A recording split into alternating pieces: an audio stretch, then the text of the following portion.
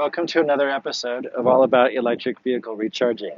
My name is Eric, and today I'm going to show you how to take a road trip with an electric vehicle. I'll show you everything you need to plan that out.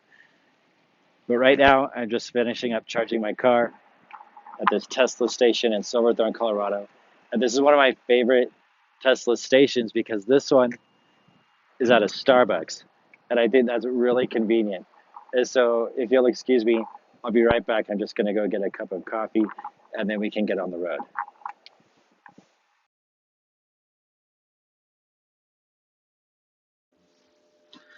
While we're waiting for the car to finish charging, there's a few things I'd like to mention.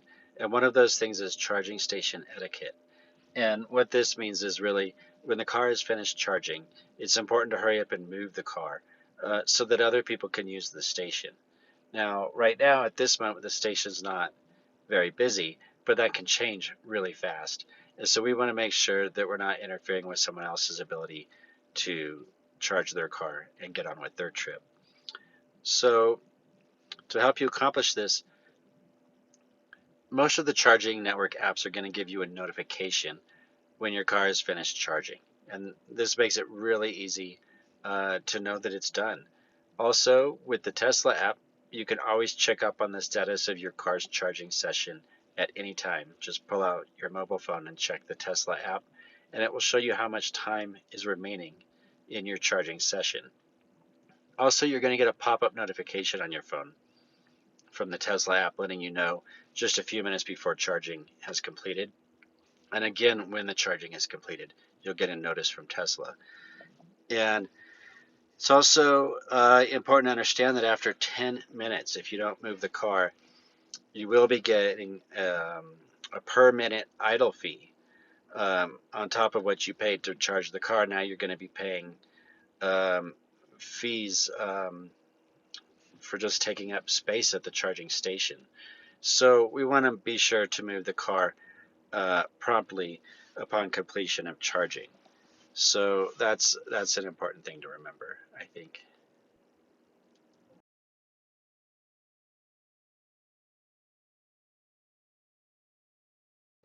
Okay, so before we begin our electric vehicle road trip, it's important to understand the charging network coverage on the roads you'll be driving on.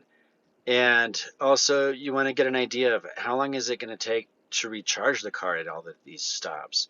And finally, is there somewhere to plug in when I get to my destination? And so to help you with planning an electric car road trip, it's important to get familiar with something called a betterrouteplanner.com. And this is a really, really useful tool. No matter which brand of electric car you drive, I think you're going to like using a betterrouteplanner.com to help you plan your trip. Also, I like to have an app on my phone called PlugShare, and I think that PlugShare is a helpful resource to have if you're driving an electric car. Also, even if you don't have a Tesla, I think you should know about the Tesla Destination Network. And if you go to the Tesla website, you can find a directory of Tesla destination charging. And this is really something similar to home charging, except it's at hotels, motels, and bed and breakfasts. And you can find a place to stay that's got this type of charging just by looking on the Tesla website. And I've noticed that in addition to having the Tesla connector at these locations, they also have usually a standard level 2 charging connector. So no matter what brand of electric vehicle you're driving, I think you're going to enjoy knowing about this Tesla destination network. It's been really helpful for recharging the car on trips, I think.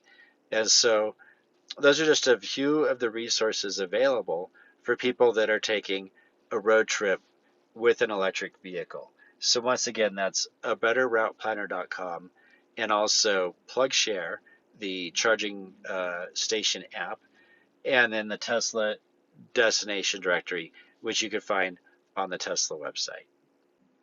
On this trip, my first stop is in Santa Fe, New Mexico, and I've located a motel in the Tesla destination network that has complimentary overnight charging for guests. And so I'm all ready to get on the road here. I've already planned out my trip with the Better Route Planner. And so I'm just going to enter into the navigation system of my Tesla the address of the motel I'll be staying at. And as soon as I do that, the Tesla is going to realize that I am going to need to stop and charge along the way. And it's also going to provide me with directions to the charging stations along the way. And it will even tell me how long I need to stay plugged in. I always cross-check that information against what a Better Route Planner has told me about the trip. And if it looks like everything matches up, then I think it's usually a good plan. And I just am ready to get on the road. To begin using a Better Route Planner, start by selecting your vehicle from the list of available electric vehicles. So you'll just click that button that says select your vehicle, and then it's going to bring up a menu where you can choose the type of car you've got. And then after selecting your vehicle type, now you can go on entering your destinations into a Better Route Planner. And don't worry about the charging stops, it's going to calculate that for you. And so after you've entered all the stops, then you can then calculate the route. And this is a route plan for a Tesla Model 3. You can see we'd be stopping in Colorado Springs, Trinidad, Colorado, Las Vegas, New Mexico, and then plugging in at the hotel in Santa Fe. This next plan is for a Polestar 2, and you'll notice that some of the charging stops are in the same areas, but the stations are different, and so is the performance of those stations. And so you can notice it will show you the charging time for your trip. Keep in mind this is a 5-day trip that you see here. So with the Tesla, you would probably stop in Colorado Springs to top off your battery. And then your next stop would be, if you wanted to, you could stop in Pueblo, but most of the other cars are going to stop in Pueblo. And there's a Tesla station in Trinidad, Colorado, and that's at a Wendy's at a truck stop, which is a convenient place to stop and eat. And unfortunately, most of the Electrify America stations on this trip are at Sam's Clubs and Walmarts. So having somewhere to plug in is also extremely helpful, especially if you're going to be staying in a location for a couple of days. Then when you're done driving around that day, you can always go back to your hotel and plug the car in. And I found that just to be extremely convenient. And then really all of the Tesla stations are very convenient on this trip. We've got one at an Applebee's there in Albuquerque, and in Holbrook, Arizona, after leaving the Petrified Forest National Park, it's really convenient to stop and eat lunch at the Burger King at the Tesla station there in Holbrook. And so that is one of the charging differences that you'll notice on a trip like this, is that sometimes they're not always in the most convenient places for your trip. And although things are improving quite a bit, still I would say that Tesla might be the best choice for road trips at this time. But we've got to see what's coming up in the next year. There's certainly a lot going on. And I found that taking the trip in the electric car is pretty fun on a trip of this type. You know, it's really, I think, a matter of personal preference, but I enjoyed it. And I think you will too. So hopefully this information I've provided you will give you some ideas for planning your own electric vehicle road trip.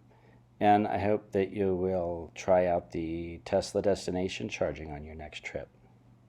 Have a good day.